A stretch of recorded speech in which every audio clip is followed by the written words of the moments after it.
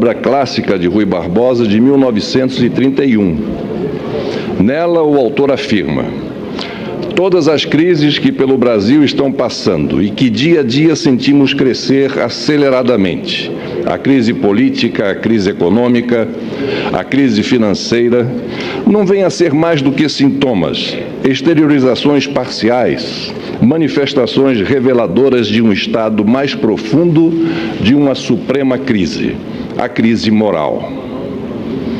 Em 1992, esse trecho foi utilizado por Barbosa Lima, sobrinho, como introito à denúncia que apresentou contra mim. Ruínas de um governo. É a expressão de Rui Barbosa para invocar as crises que atingiram o Brasil nos anos 30. Senhor presidente, jamais o Brasil passou como hoje por uma confluência tão clara, tão entrelaçada e aguda de crises na política, na economia, na moralidade e na institucionalidade. Chegamos ao ápice de todas as crises. Chegamos às ruínas de um governo, às ruínas de um país. Este é o motivo pelo qual aqui e agora discutimos possíveis crimes de responsabilidade da Presidente da República. Não discutimos crimes comuns, isto é pacífico. A estes a Constituição reserva o juízo do Supremo Tribunal Federal. Ao Senado da República cabem a pronúncia e o julgamento quanto aos crimes de responsabilidade. Esta é uma diferenciação importante. Aqui julga-se responsabilidade. Em 1992, em processo análogo, bastaram menos de 4 meses entre a apresentação da denúncia até a decisão de renunciar no dia do último julgamento.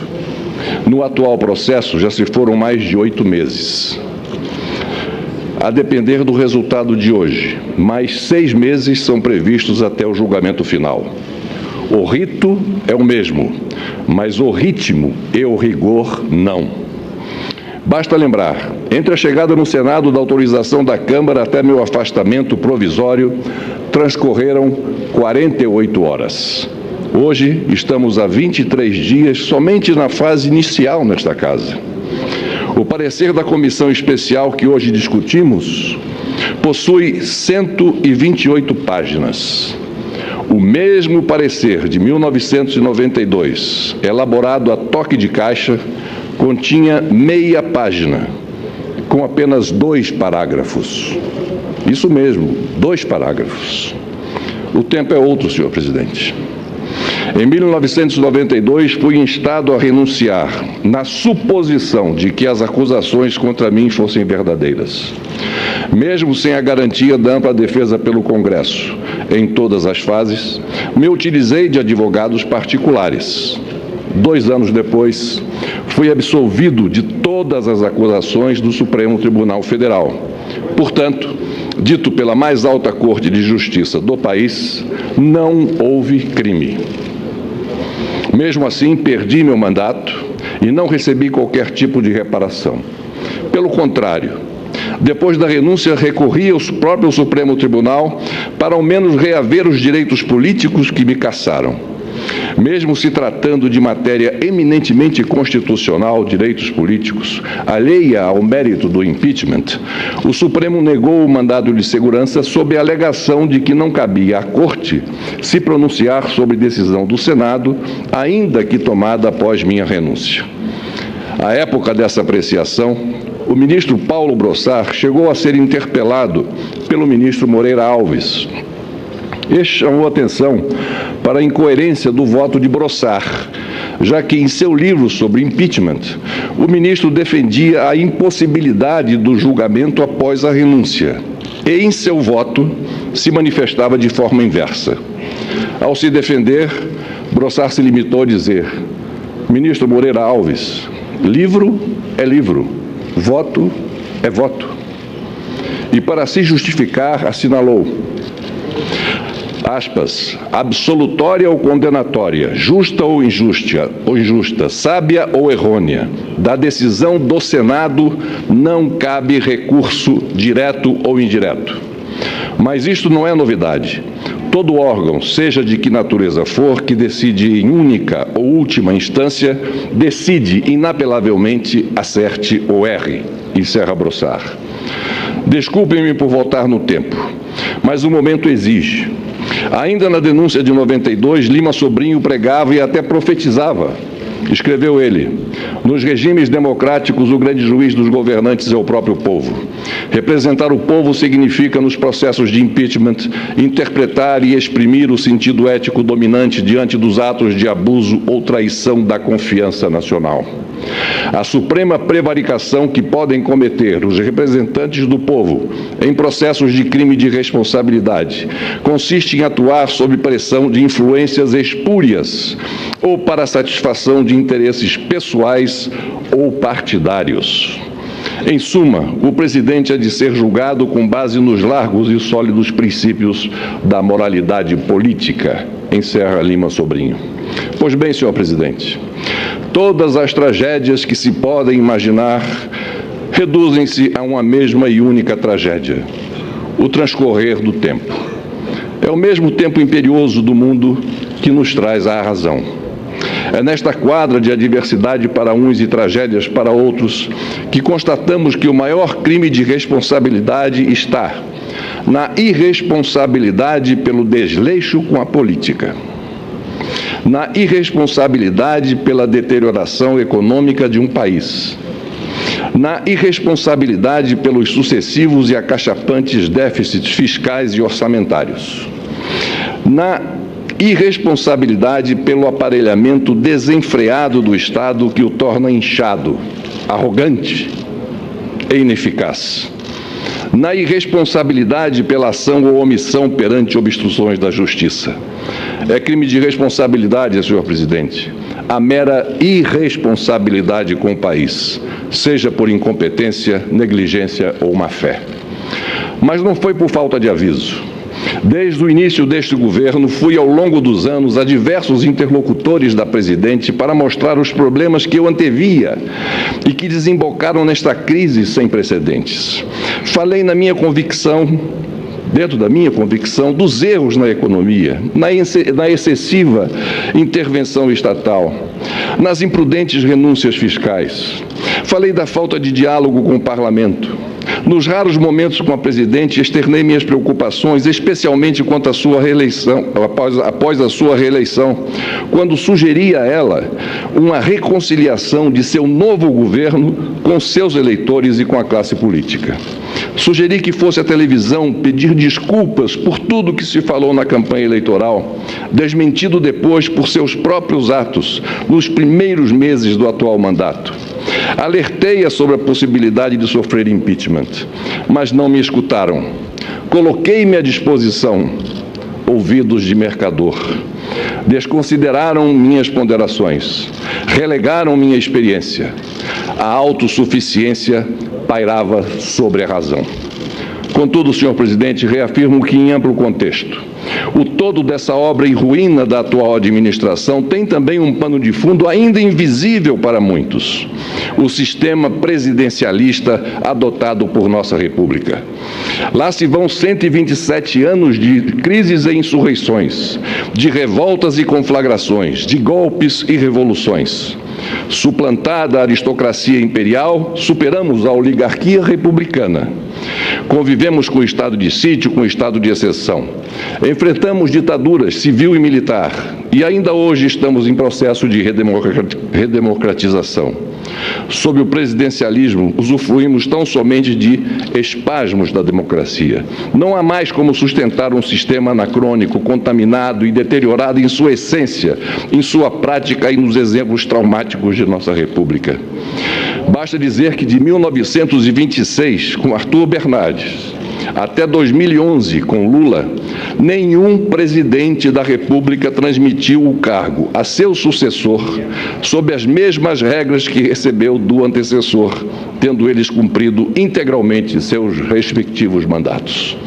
Pelo visto, aquelas exceções serão mais uma vez quebradas, recomeçando um novo ciclo de instabilidades. Não podemos mais rechear nossa história com deposições, suicídio, renúncias e impedimentos.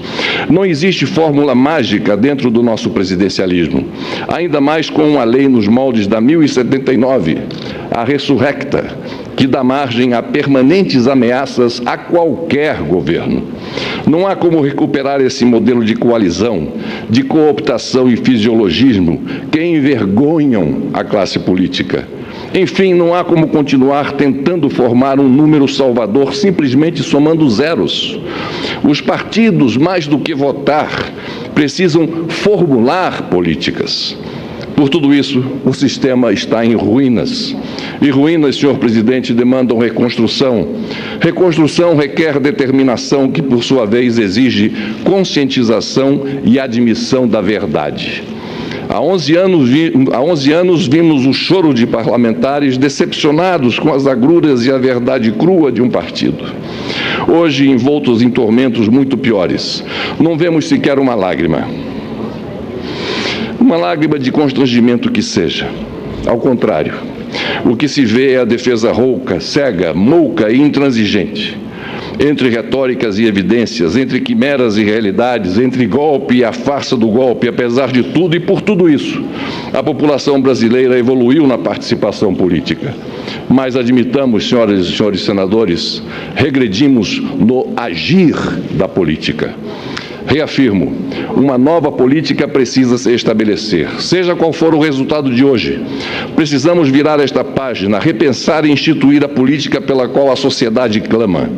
O atual processo de impeachment nada mais é do que a tentativa de, a partir do passado, aplainar o presente para decantar o futuro. Um futuro em que precisaremos conciliar uma altiva e corajosa voz de comando do Executivo com a moderadora e conciliadora voz do Legislativo. Para concluir, reproduzo o trecho do livro Collor Presidente, do historiador Marco Antônio Villa, que está prestes a lançá-lo. Novamente peço a compreensão por retornar a 92. Mas a lucidez do texto reflete o que aqui vivemos. Diz o autor, e aqui abro aspas: fatos posteriores, já no século XXI, amplificaram o significado da ação ou inanição de Fernando Collor no auge da CPI e da denúncia na Câmara dos Deputados por crime de responsabilidade.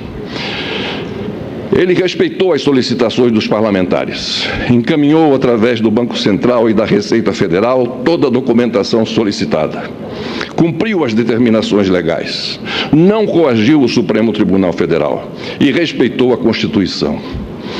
Isso tudo em meio ao maior bombardeio midiático de nossa história e tendo de conviver com uma acelerada tramitação da denúncia e depois do processo, que criou obstáculos à plena defesa. Aceitou o afastamento e se preparou para a defesa no Senado. Perdeu. Buscou reparações na Justiça, defendeu-se em vários processos e acabou absolvido em todos eles, os que envolviam atos quando do exercício da presidência da República. A renúncia de Fernando Collor, o impeachment nunca ocorreu, deu a ilusão de que as instituições forjadas pela Constituição de 88 tinham passado no teste. Ledo engano. Acontecimentos posteriores e mais graves demonstraram que a consolidação do Estado democrático de direito é um longo processo, tarefa de várias gerações.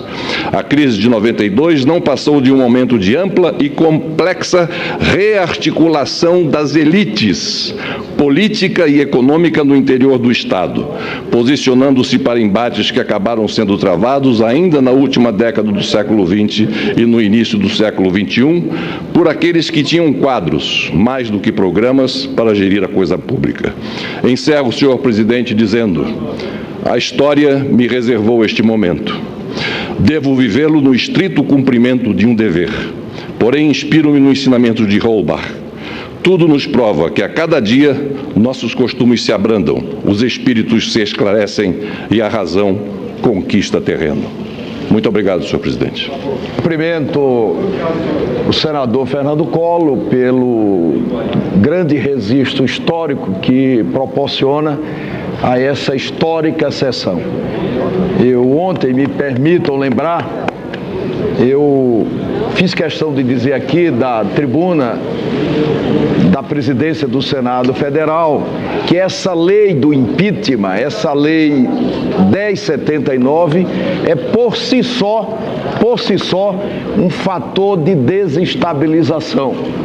Eu acho que esse é o ensinamento que a crise tenta mais uma vez fazer. Nós não entendemos, o Legislativo entendeu menos, o Executivo entendeu menos ainda o que aconteceu em 2013, e hoje generalizar esse discurso, generalizar a responsabilidade é um erro histórico,